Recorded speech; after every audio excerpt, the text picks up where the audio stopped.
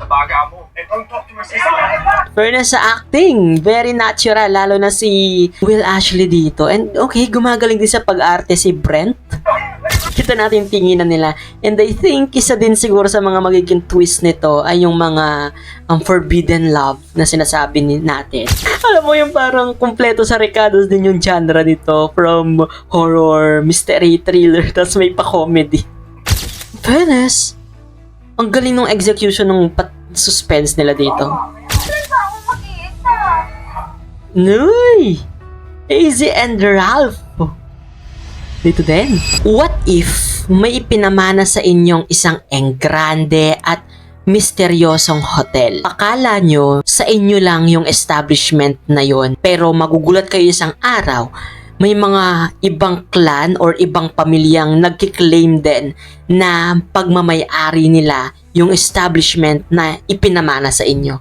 Ano kaya yung gagawin nyo? So, ganun yung parang paiikutan ng kwento nitong The Secret of Hotel 88 na pinagbibidahan ng mga PBB Collab Edition housemates. Masasabi kong intriguing itong bagong series na ito na collaboration ng GMA at ng ABS-CBN, because nung tinignan ko yung teaser nila, well, nagawa natin na reaction video yung teaser nila, and nakita natin doon na parang may mga dark, suspense, mystery na itinatago itong Hotel 88. Kaya for today's video, naglabas na nga ang ABS-CBN at ang GMA ng official trailer ng The Secret of Hotel 88. Kaya naman samahan nyo ako na silipin at panoorin ito. Let's go! GMA and ABS-CBN Studios.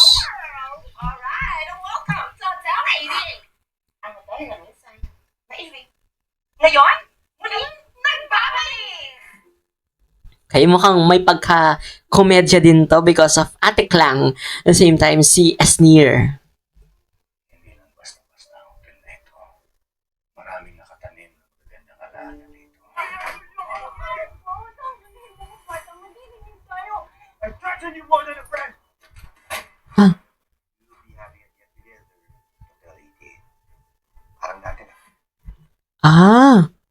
So feeling ko, yung tatay nila dito, nung mga character dito is mag-best friend. Tapos, parang meron nagka-conflict sila.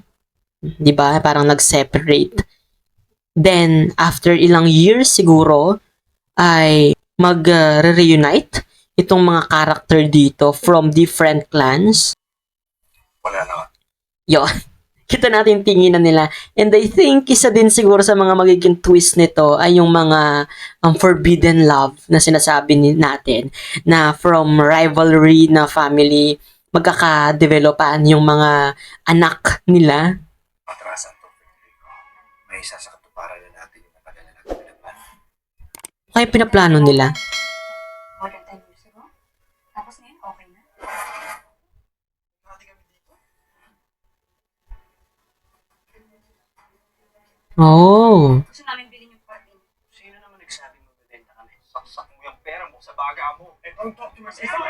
Fairness sa acting, very natural, lalo na si Will Ashley dito. And okay, gumagaling din sa pag-arte si Brent. Pwede ba? Hindi tayo mga bata.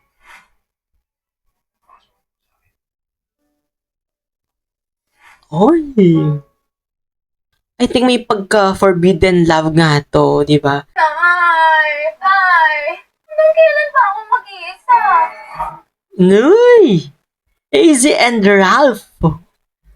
Dito din. Punta rin na Hotel 88. Guess ka doon? Malamang. Ikaw.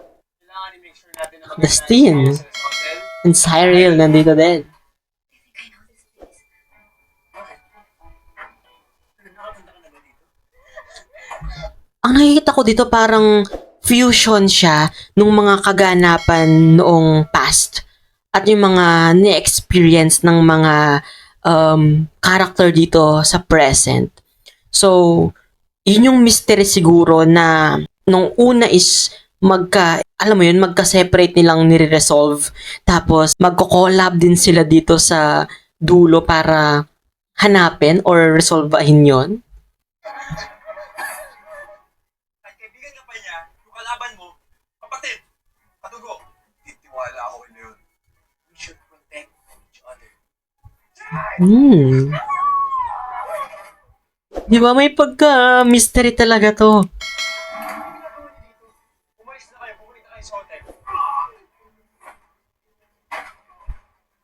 Kung tinatago niyo, ako natakot ba kayo maukat yung totoo? Nakikiusap ako sa inyo. Kung hindi nyo ibenta ang Hotel 88, dahil ito ay tao. Gusto kong malaman ninyo. Wait lang. Alam mo yun, may elemental species ba dito? Or tao yung gumagawa ng mga patayan? Sabi niya, meron tayong dapat malaman. Kung mawawala Empress. hindi natin malalaman kung ano man. Oo nga.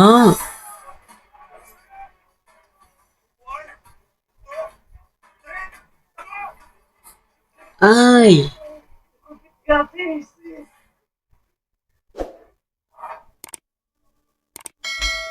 In fairness, ang galing ng execution ng suspense nila dito. Mamaya, hindi yung tao yung magalit dyan, ha?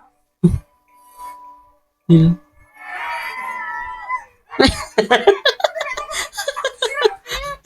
Gusto ko yung, alam mo yung parang kumpleto sa Ricardo's din yung genre nito, from horror, mystery, thriller, tas may pa-comedy. Kurati! Coming this March sa GMA and February 23 sa iWant naman. That's it! The Secrets of Hotel 88.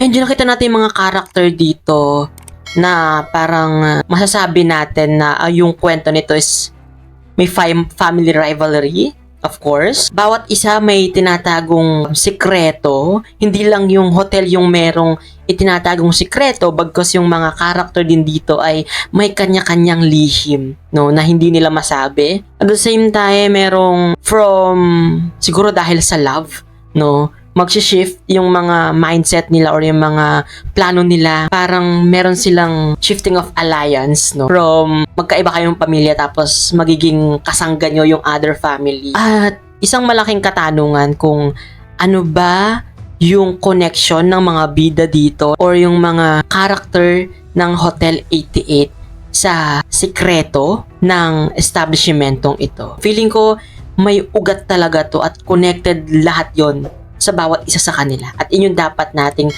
abangan at malaman. That's it. Ang ganda, no? Sana GMA Prime time to for sure. And dapat natin tong abangan. Kayo napanood nyo na ba itong official trailer ng The Secret of Hotel 88?